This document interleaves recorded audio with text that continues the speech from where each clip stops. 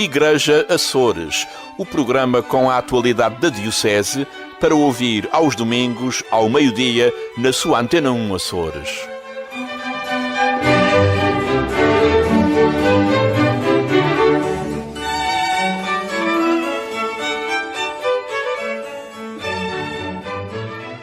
Olá, seja mais uma vez bem-vindo a mais uma edição do Igreja Açores. Neste programa vamos conversar com o Padre Norberto Brum, que já prepara o Congresso Diocesano dos Jovens e cujas inscrições já estão abertas. Vamos também saber o que pensa sobre o documento resultante da reunião inédita do Papa Francisco com 300 jovens. Vamos agora à atualidade da Diocese açoriana. A Associação de Antigos Alunos da Escola Secundária Antero de Quental promove na próxima terça-feira uma conferência com o novo bispo açoriano Dom José Betancourt, a quando da sua passagem pelos Açores. Pedro Gomes, presidente da Associação de Antigos Alunos do Liceu, refere que os açorianos têm de conhecer um conterrâneo cuja história de vida inclui a convivência com 3 papas. Uma experiência de vida. Interessa-nos, sobretudo, o sacerdote, o homem, o cidadão que, ao serviço da Igreja, está envolvido em funções diplomáticas e vai desempenhar funções de representação diplomática do Vaticano. E esta é uma experiência de vida notável, num tempo em que nós relativizamos muitas coisas e relativizamos também muitos acontecimentos. Temos um açoriano num posto importante do ponto de vista diplomático do Vaticano, um açoriano que privou com 3 papas e que tem uma história de vida para contar e para partilhar. E, neste sentido, nós queremos promover esta iniciativa de comunicação, de abertura e também demonstrar que uma escola não se pauta apenas pelo ensino, mas que deve alargar a sua atividade ao conhecimento e às várias áreas do conhecimento. A Associação de Antigos Alunos tem 6 anos e promove com regularidade estas iniciativas. Mas no último ano os encontros têm o pretexto da celebração dos 175 anos do nascimento do patrono da instituição, Antero de Quental, em iniciativas abertas à comunidade escolar e civil. Tem como objetivo abrir a escola à sociedade e fazer com que a comunidade possa participar cada vez mais na vida escolar. E neste sentido temos vindo a organizar algumas conferências que permitem trazer vários saberes à escola, abrindo também esta participação, não só aos alunos, professores, colaboradores do liceu, mas também a todos aqueles que queiram participar. A conferência com Dom José Betancourt acontece pelas 20 horas da próxima terça-feira e terá lugar na biblioteca da Escola Secundária Antero de Quental. À semelhança de todas as outras iniciativas, esta conferência destina-se a toda a comunidade que queira conhecer melhor o novo bispo, nascido na ilha de São Jorge, nos Açores. Os médicos têm cada vez mais dificuldade em conciliar a vida profissional com a vida pessoal. As conclusões são resultado de um inquérito feito a todos os médicos da Associação de Médicos Católicos Portugueses. A associação tem núcleo na região há quase um ano e a responsável, a doutora Maria Luísa Gomes, garante que as dificuldades nos Açores não são diferentes das sentidas no resto do território nacional. Constituir família é um parto difícil. Jovens médicos, mesmo não só os licenciados recentes, mas durante os anos da especialidade, cada vez trabalham mais, têm mais horas de trabalho, têm mais horas de urgência. Durante a formação das especialidades é realmente pesado. Os médicos têm um trabalho exigente e pesado. As proteções à maternidade e à paternidade em Portugal, como sabe, não são muito grandes. Por isso, um dos alertas que os médicos católicos estão a fazer e estão preocupados e têm falado sobre isso, falou agora recentemente sobre este assunto, é que realmente há algum conflito laboral entre o trabalho e a família. A figura da avó cuidadora também foi desaparecendo com o passar dos anos. As avós de antigamente praticamente não existem, porque as avós também trabalham. Por outro lado, também as instituições, se uma das coisas que já foi conversado seria uma maneira de colmatar, seria talvez os hospitais, os centros de saúde, mas principalmente os hospitais em que os trabalhos são diurnos, noturnos, ao sábado, ao domingo, terem creches, terem maneiras de apoiar os filhos dos seus funcionários, que não são só dos médicos, são também os enfermeiros, auxiliares, portanto, todas as pessoas que trabalham 24 sobre 24 horas durante o ano inteiro. E a situação é mais grave no setor público? O serviço privado também não é fácil e também é muito exigente. Mas eu pessoalmente o que conheço mais o setor público. O setor público é bastante exigente em termos laborais para os médicos. Os médicos em algumas áreas são poucos, trabalham muitas horas, mais horas que o que deviam até legalmente trabalhar, porque há um número de horas que está definido por lei, mas normalmente esse número é ultrapassado por necessidade e por exigência dos serviços. O setor público poderia talvez, se calhar, contribuir com outros apoios para que, portanto, esse conflito de família-trabalho se diluísse. Este e outros assuntos serão debatidos no Encontro Nacional a 21 de abril. O Núcleo Regional vai marcar presença na reunião que terá lugar no auditório do Colégio de São Tomás, em Lisboa. Tocar o Céu é a proposta da Juventude Deoniana aos jovens para o 20º Encontro Nacional que terá lugar em Ponta Delgada entre 13 a 15 de abril. O responsável pelo secretariado na região, Padre Paulo Vieira, diz tratar-se de um encontro celebrativo no culminar de mais um ano letivo. Trata-se de um encontro celebrativo da caminhada que se fez ao longo do ano em cada um dos centros com um tema comum nacional. Vai ser um encontro que vai congregar cerca de 120 a 150 jovens, metade mais ou menos que vêm de fora, portanto do continente e da Madeira, mais os daqui de São Miguel. Vai ocorrer aqui no Centro Missionário, que é uma casa que já tem 22 anos e que tem marcado também a sua ação a nível de pastoral juvenil. Aliás, nos encontros nacionais que se têm feito nos outros 20 ou 19 anos anteriores, que normalmente ou era em Lisboa ou em Fátima, a presença de sempre muito significativa, grandes grupos e grupos muito animados e muito valorizados pelos jovens do resto do país, e por isso com todo o gosto e com toda a alegria estamos a preparar este encontro aqui em São Miguel. Neste 20º Encontro Nacional da Juventude Deoniana, a natureza terá um papel de destaque. E por ser em São Miguel, nós queremos incluir, especialmente para os que vêm de fora, neste encontro, uma visita à matriz de Ponta Delgada, ao Senhor Santo Cristo, às 7 cidades, onde vamos fazer uma atividade surpresa, numa caminhada que vamos fazer lá. Vamos visitar também aqui pertinho, em Santa Cruz, a coleção visitável da Igreja Matriz de Santa Cruz. No Centro Missionário, onde os jovens vão ficar alojados, vamos ter os momentos de oração. Nós chamamos Tocar o Céu porque, de facto, o tema deste ano é Tocar o Céu.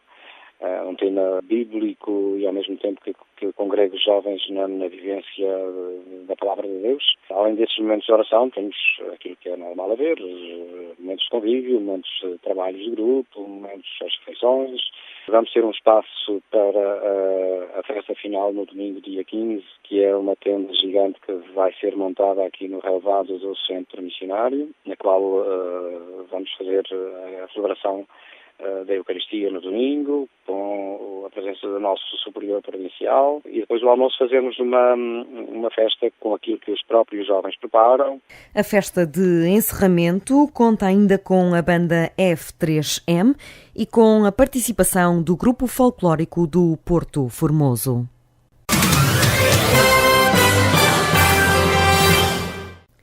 A Paróquia das Furnas vai homenagear o padre Jacinto Botelho no próximo dia 14 de abril. Uma iniciativa que partiu do particular e tomou proporções paroquiais, garante o padre Ricardo Pimentel, pároco das Furnas. Esta homenagem surge até não por iniciativa da paróquia, mas até mais por empurrão do professor Dr. Teixeira Dias, que está a fazer um trabalho fabuloso de investigação acerca do padre José Jacinto Botelho. Depois, com o Dr. Walter Furtado, numa conversa com os dois e comigo, então nasceu essa hipótese de conjugar esforços com pessoas dos mais diversos quadrantes da sociedade micalense e que admiram bastante o padre José Jacinto Botelho como poeta e como pedagogo e como padre. E então decidimos realizar esta homenagem na igreja no dia 14 de abril, por se tratar da data do seu falecimento, em 1946. 72 anos depois da sua morte, a paróquia e a Ilha de São Miguel ainda recordam o sacerdote, poeta e pedagogo. E era um homem extremamente piedoso, muito devoto da Virgem Nossa Senhora, e um homem muito dedicado à igreja. Nunca, apesar de ter sido um grande poeta, nunca quis ser conhecido como um poeta-padre, mas sempre lutou para ser um padre-poeta. O seu ministério sacerdotal esteve sempre acima de tudo.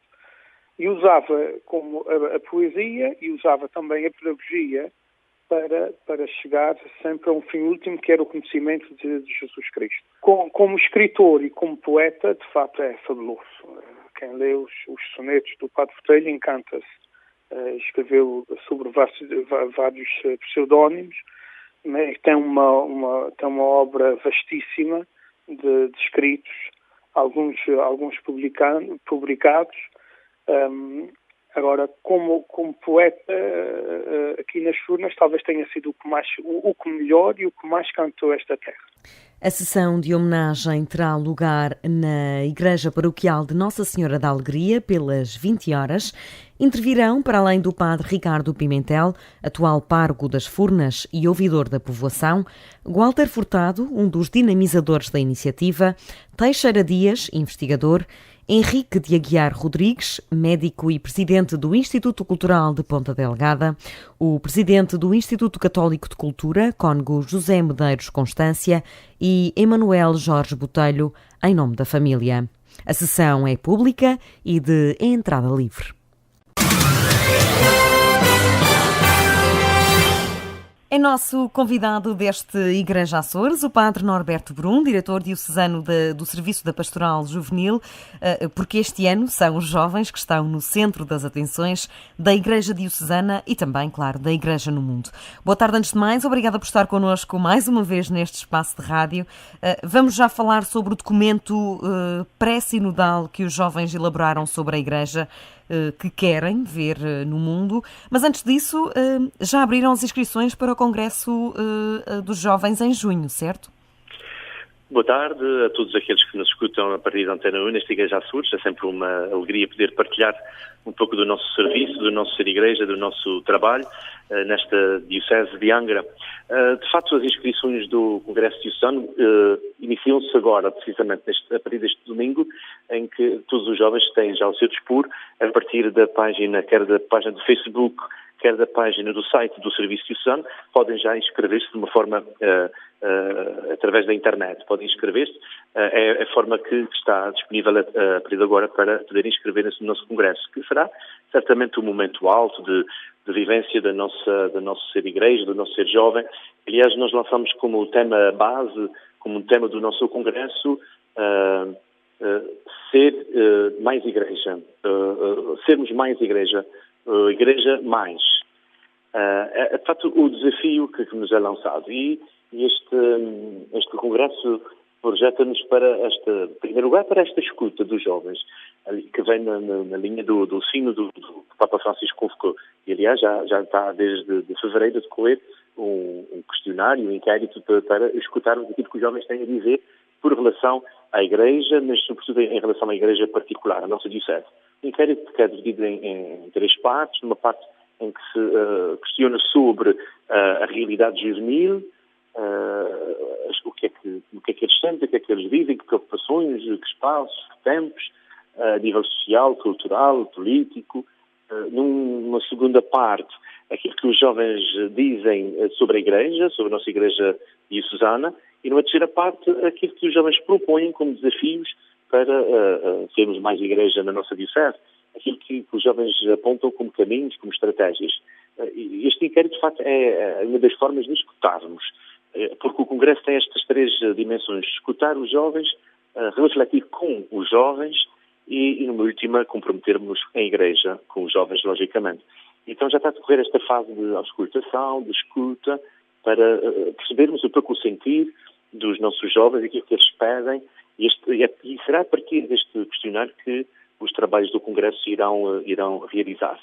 Por isso o desafio agora é os jovens inscreverem-se, porque o nosso Congresso terá um programa bastante acessível e muito diversificado. Vamos ter concertos, vai estar connosco Claudinho Pinheiro, que tem alguns trabalhos já editados e é muito conhecida a partir do tema Água Viva, que é da irmã Glenda, é dos salesianos, e ela vai estar connosco, vai fazer um concerto de oração. Vamos ter a vigília em preparação da ordenação do diácono Nuno Fidalgo, nas Furnas. Iremos participar também na Eucaristia de Ordenação, na povoação, e teremos trabalhos de reflexão, teremos alguns workshops, e será um congresso bastante diversificado mesmo no espaço. Vamos andar um pouco à volta da ilha, também para favorecer o conhecimento da ilha por parte dos jovens que são fora de São Miguel, e ao fim e ao cabo darmos também esta dimensão de diocese, de pertença, de saída. Nós estamos confinados ao mesmo espaço. Por isso, o desafio é, de facto, os jovens inscreverem-se. A inscrição tem um custo de 10 euros, e inclui nestes 10 euros a alimentação de todo o congresso, portanto, de quinta-feira à noite ao domingo ao almoço, inclui, portanto, as refeições, inclui o alojamento e todas as deslocações dentro de São Miguel. Claro que as deslocações de cada ilha até cá serão da responsabilidade de cada jovem. Mas, Padre Norberto, e quais são os requisitos para os jovens que nos estão a ouvir neste espaço de rádio? O que é que eles têm de ter para participar, para se inscreverem neste congresso? Sim, o congresso está delimitado para jovens dos 16 aos 30 anos. Portanto, o único requisito é ser-se jovem entre os 16 e 30 anos.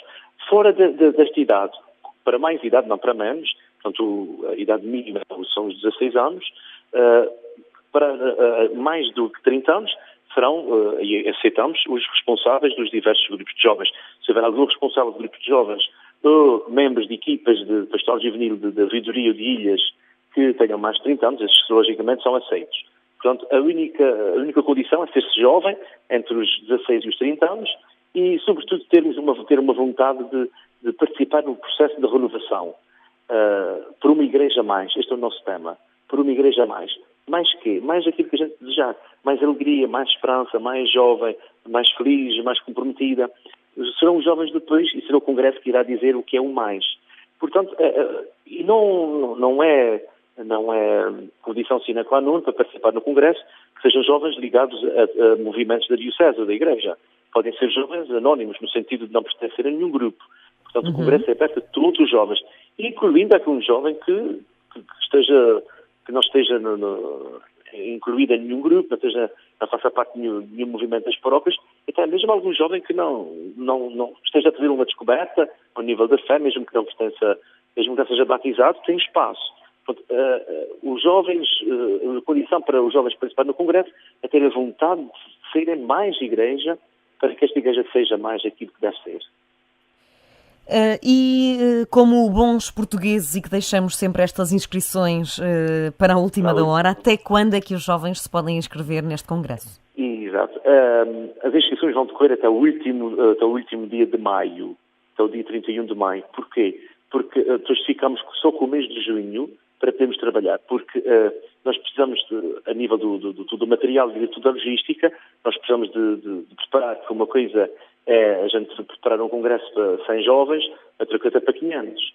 Se nos aparecerem 500 jovens, a gente tem que dar resposta aos 500.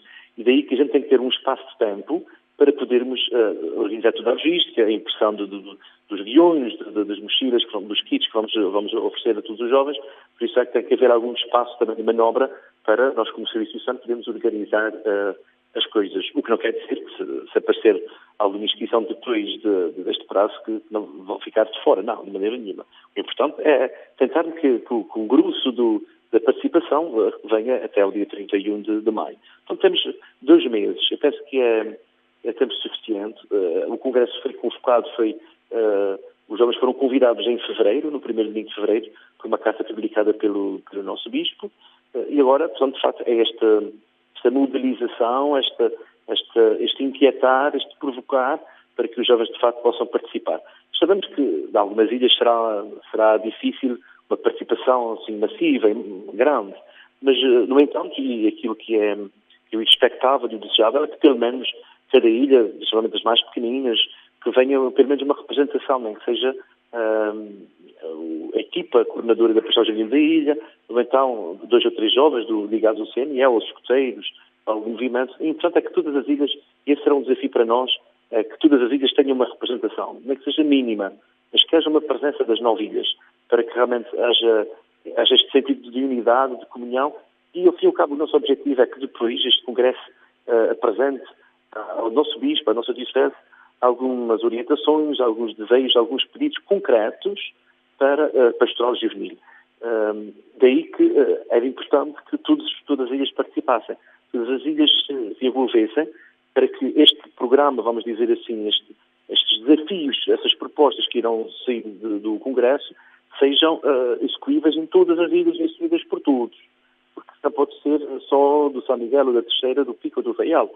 Temos de ser nossos. Claro que cada ilha tem de encarnar a sua dimensão, a sua medida, mas que haja uma uniformidade. Este ano, de facto, este ano em que a juventude está no centro das atenções, foi bastante interessante. No que toca ao hino do Dia Mundial da Juventude, que foi igual para todos, ao cartaz, por aqui, de facto, foi uma vitória. Foi a primeira vez que nós conseguimos isto. Já vimos a tentar que isto acontecesse noutros anos, e este ano, de facto, foi possível. Houve um concurso diocesano, os jovens concorreram para o hino, para o cartaz, e todas as equipas, todos os coordenadores, aliás, das 9 ilhas, votaram, aqueles que quiseram votar, votaram, escolheram, e de facto foi bom, porque a gente ainda podemos ver, nas páginas do Facebook, o cartaz do Faial, o cartaz das Flores, o cartaz da Graciosa, da Terceira, São Miguel, o cartaz igual em todas as ilhas. Foi tão bonito, porque deste sentido de comunhão, de unidade, ao fim e ao cabo estamos no mesmo. É desafiante porque a nossa diocese dispersa em 9 ilhas, tem a sua beleza, tem o seu encanto, mas também tem as suas restrições, as suas dificuldades. Daí que os serviços diocesanos, por exemplo, atuam muito nas ilhas onde estão sediados, porque também não há grande disponibilidade financeira, económica, para andarmos assim a circular como era desejável. Por isso é desafiante fazermos uma pastoral 9, mas em cada uma. 9 vezes, mas por cada uma. E isso é bonito. Isso desafia-nos. Isso coloca-nos este frenesi interior para irmos mais ao longe. Além disso, é bonito vermos que nós vamos ter pela primeira vez um retiro Shalom diocesano, que será no 28, 29 e 30 27, 28 e 29 de abril, na Ilha do Pico. De facto, é mais um momento diocesano bonito, para além do Congresso, é um momento diocesano bonito em que os jovens podem participar num Shalom diocesano, que vai ter uma maior participação, sem dúvida, dos jovens do Pico e do Faial, porque, aliás, o horário está feito de maneira para facilitar a mobilidade dos jovens a nível dos barcos. Mas é interessante, de facto, este empenhamento e esta mobilização ao nível da diocese. Bom, Padre Norberto Brum, e agora sim vamos à questão do Papa Francisco, que convidou 300 jovens a participar de uma reunião inédita, da qual resultou um documento bastante incisivo por parte dos jovens. 3 deles eram portugueses. Sim. Um documento bastante incisivo, bastante direto e claro. E eu congratulo-me, de facto, com a coragem, com a ousadia destes 300 jovens em escreverem tudo aquilo que escreveram, em partilharem as suas ideias com o Papa Francisco. Um documento que tem 14 páginas e que está dividido em 3 partes. Numa primeira parte, os desafios e as oportunidades dos jovens no mundo de hoje. Uma segunda parte, a fé e a vocação de servimento e acompanhamento. E a terceira parte, a ação educativa e a pastoral da Igreja. E nestas 3 partes, e na totalidade deste documento, os jovens são muito perspicazes e muito diretos. Os jovens começam logo por dizer que desejam uma igreja acessível, através das redes sociais, dos vários espaços sociais, e pedem que seja uma igreja que esteja presente também nos média.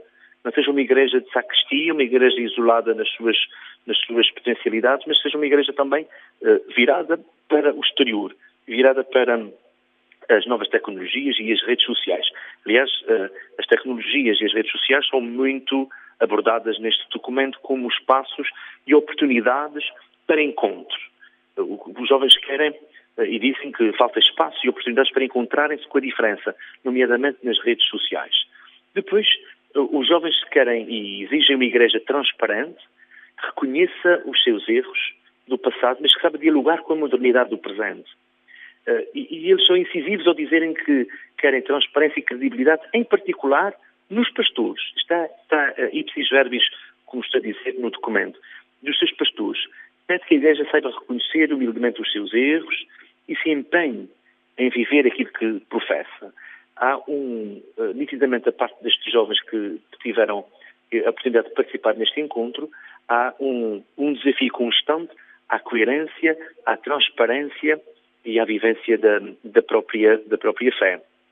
Que assuma que seja, aliás, uma igreja extrovertida, que dialogue sem preconceitos e que os jovens dizem que, mesmo perante o desacordo de muitos jovens em relação aos ensinamentos da igreja, naquelas áreas mais controversas, como a contracepção, o aborto, a homossexualidade ou o casamento, os jovens querem continuar a fazer parte da igreja. Eles sublinham que, mesmo em conflito com o ensinamento oficial da igreja, eles querem continuar a ser parte da igreja. E pedem, de facto, que haja uma clarificação e que haja outro tipo de linguagem ao nível da igreja.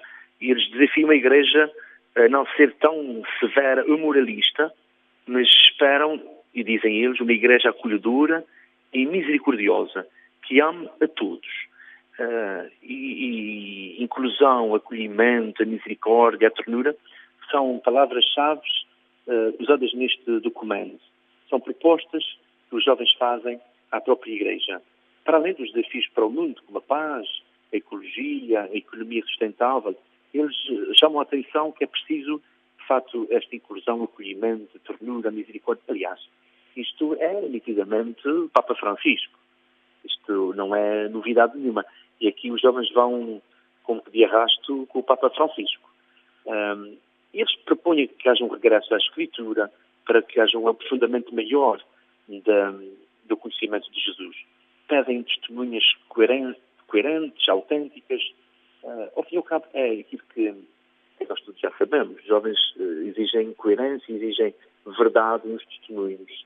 E que a igreja seja capaz de ser comunicadora, convidativa, acessível, alegre. São tudo linguagem e palavras que estão expressas neste documento.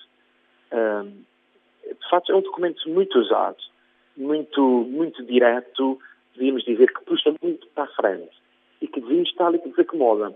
Eu penso que, mesmo que o sínodo fosse cancelado, mesmo que o Papa Francisco não fizesse uma exortação pós-sinodal, ou não escrevesse uma exortação pós-sinodal, só este documento em si já tem aqui uma base de trabalho extraordinária. Já tem aqui desafios, propostas muito concretas para a Igreja. E eu penso que este documento deve ser objeto de uma profunda reflexão, de uma profunda interiorização por parte de todos. Não só dos serviços diocesanos, não só das dioceses como instituição, mas dos sacerdotes, dos movimentos, dos grupos, porque aqui este documento leva-nos a um exame de consciência e uma revisão de vida muito profunda. Padre Norberto, este pedido de que a Igreja também esteja nos novos meios de comunicação, mais precisamente nas redes sociais, na internet, isto não é, de certa forma, algo contraditório com a proximidade que a Igreja pede, que a evangelização exige? Pois, a evangelização acontece de uma forma muito pessoal, de coração a coração, olhos nos olhos. E a gente sabe que as redes sociais, a internet, o computador, favorece um pouco este individualismo, este estar fechado sobre si mesmo, este estar sozinho, quase que dispensa o outro. É muito impessoal. Nós estamos a falar com uma máquina na prática. Estamos a falar com uma pessoa, mas através de uma máquina. Isto é como uma célebre imagem que correu nas redes sociais há pouco tempo, em que aparece um velório e aparece uma pessoa só ao lado do defunto e a pessoa está a dizer: oh, mas ele tinha milhares de amigos no Facebook. De facto, no Facebook a gente tem milhares de amigos, mas na realidade temos muito poucos. Agora, o desafio, eu penso que o desafio não é a gente passar a evangelização apenas e só pelas redes sociais. Eu penso que tem que haver uma presença no sentido de fazer passar a mensagem, utilizar as potencialidades desta ferramenta no sentido de passar a mensagem, de deixar alguns conteúdos, mas a evangelização passa por um processo de personalização pessoal, de coração a coração, olhos nos olhos, passa pelo indivíduo, pela presença. Eu penso que isto é como as transmissões das missas, quer na televisão, quer na rádio, são muito bonitas para aqueles que não podem ir, mas não fazem comunidade, não constroem comunidade, porque estou sozinho sentado em frente a um ecrã, eu junto de um receptor de rádio, a escutar, mas eu não estou de uma forma ativa a construir a comunidade, eu não estou ali a viver a comunidade. Agora, projeta-me para as redes sociais. Seria um trabalho tinha que ser, tinham os formadores, neste caso, os evangelizadores, teriam que ter uma espécie de formação para saberem como chegar até aos jovens. Eu penso que sim. A formação, aliás, é um imperativo, é uma necessidade. Mas a gente nota também que cada vez mais as pessoas são avessas à formação. Quando se fala em formação, as pessoas ficam já assim meias arrepiadas, ficamos assim muito na dúvida. E, de facto, e no campo juvenil, falar em formação é mais complicado. Eu penso que tem de haver algum discernimento no uso destas ferramentas, que são boas, que são indispensáveis para deixarmos mensagens, para passarmos alguns conteúdos, alguns valores, fazer pensar, fazer refletir, mas isto não pode ficar só aqui, porque senão amanhã a gente toma igreja facebookiana, deixem passar o termo. E quando eu digo igreja facebookiana, é cada um no seu cantinho, na sua casa, e a gente faz a homilia, a gente faz a catequese, a gente celebra a missa, tudo pela internet, e cada um está na sua, e não há comunidade nenhuma. Não é por aí. Agora, usar estas ferramentas para fazer chegar uma mensagem, para fazer chegar uma ideia, chegar um valor, mas que haja gente depois capaz de acompanhar. Aliás, os jovens no documento que apresentou o Papa Francisco falam e exigem acompanhantes. Exigem gente que os acompanhe, gente que esteja do seu lado, gente que seja capaz de fazer caminho com eles. Eu penso que é desafiar, deixar valores, deixar ideias, mas depois que haja acompanhamento, que haja presença, que haja... É importante as redes sociais para fazer passar uma mensagem. Para atrair e depois para continuar... Exato, ideias. Mas não é para fazermos um processo de evangelização, a sério. Quando digo, leva uma mensagem, mas depois isto tem que ser personalizado, isto tem que ser acompanhado. Lançar a ideia e a Igreja aproveitar estas ferramentas para fazer chegar também um pouco a sua mensagem, as suas propostas, mas depois que haja um acompanhamento, que haja a construção da comunidade. Porque nós estamos muito na Igreja geral e pouco comunidade. Precisamos de ser mais um pouco à comunidade. Deixar de sermos tanto paróquias e sermos mais comunidade. Mais povo, mais aquelas células próximas de encontro, de conhecimento. E sentimos isto. Eu estou, por exemplo, numa paróquia de cidade, em Ponta Delgada, em que nós temos muita gente. A maior parte das pessoas que me aparecem à frente das celebrações, eu não as conheço, não são daqui. Não são da paróquia, mas são da comunidade. Então o desafio é fazermos comunidade, é acompanharmos esta gente. E sobre estes jovens, os jovens se veem, que respostas é que a gente tem para lhes dar? Que tempos é que nós temos para escutá-los? O desafio é este. Não é só a gente atrair, é preciso saber o que é que a gente faz com os jovens que são atraídos. Padre Norberto, com tantos anos a trabalhar com jovens, estas conclusões, este documento, surpreendeu de alguma forma? A nível dos conteúdos não me surpreenderam assim de uma forma grande, porque é isso que a gente vê e a gente constata na realidade dia a dia com os nossos jovens. A gente escuta isto quase todos os dias, a gente escuta estas necessidades, estes anseios, estes desejos. Agora, o documento surpreendeu-me pela positiva, no sentido da ousadia de dizer isto assim de uma forma pré-sinodal ao Papa. Foram muito claros. Eu penso que isto foi importante.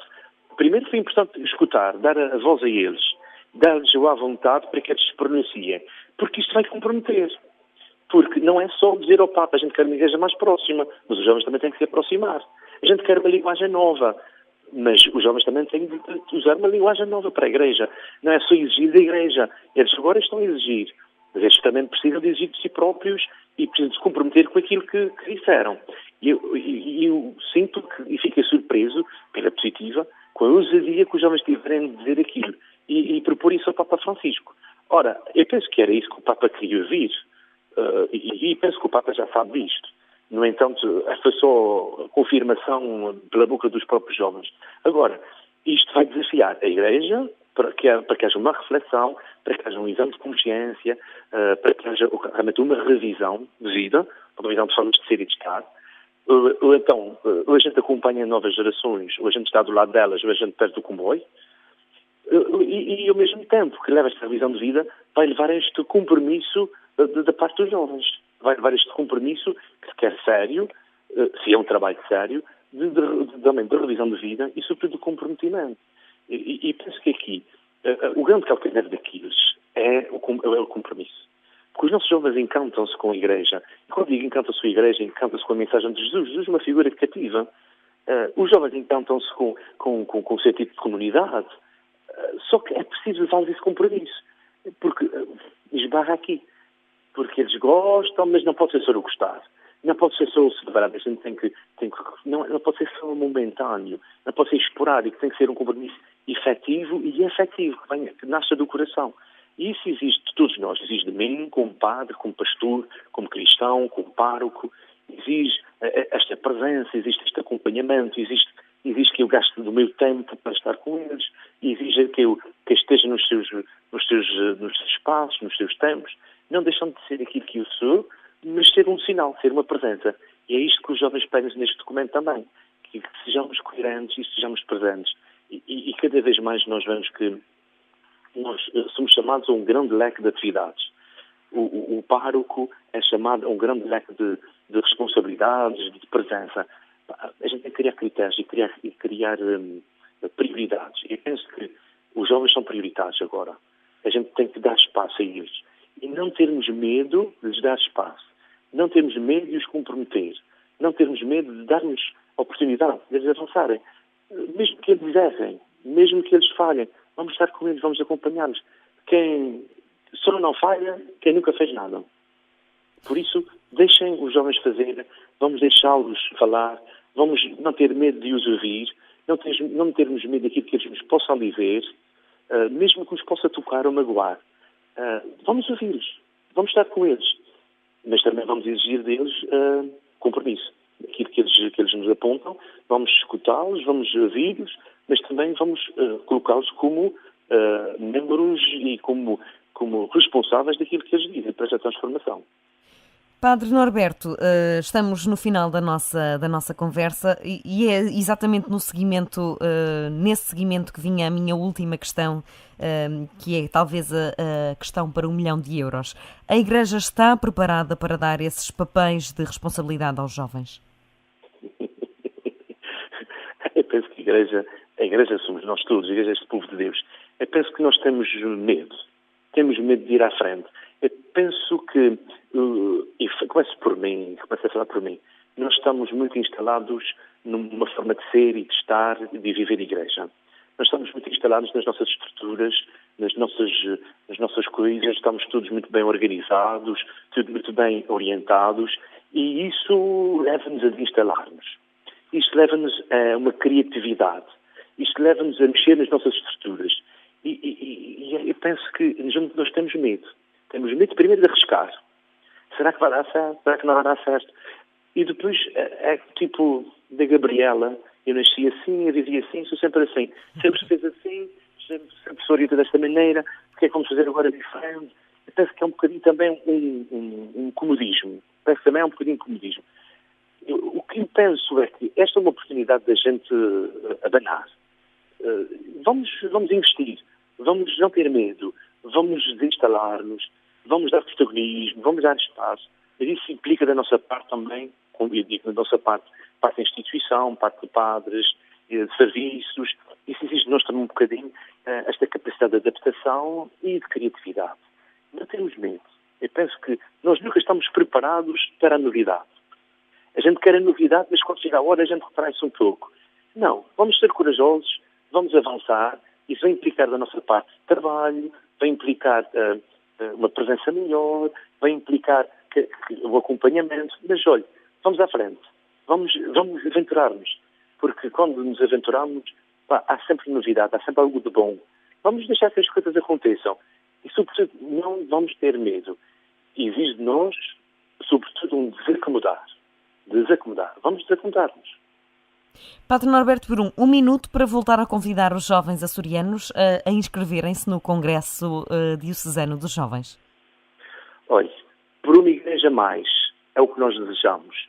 E este mais será cada jovem a dizer, será cada jovem a construir, cada jovem a fazer. Por isso, como responsável diocesano do Pastor Juvenil, o convite que eu faço é: juntem-se a nós, vamos juntos fazer esta igreja crescer, vamos, sobretudo, fazer com que esta igreja tenha um rosto mais jovem, um rosto mais alegre, um rosto de mais esperança.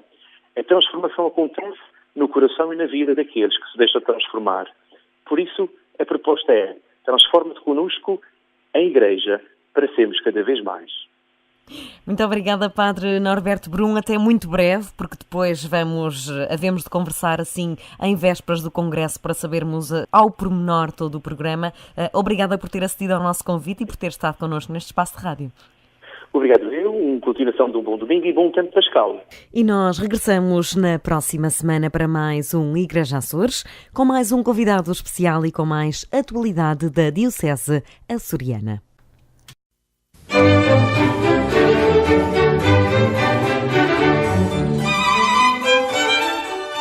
Igreja Açores, o programa com a atualidade da Diocese para ouvir aos domingos ao meio-dia na sua Antena 1 Açores.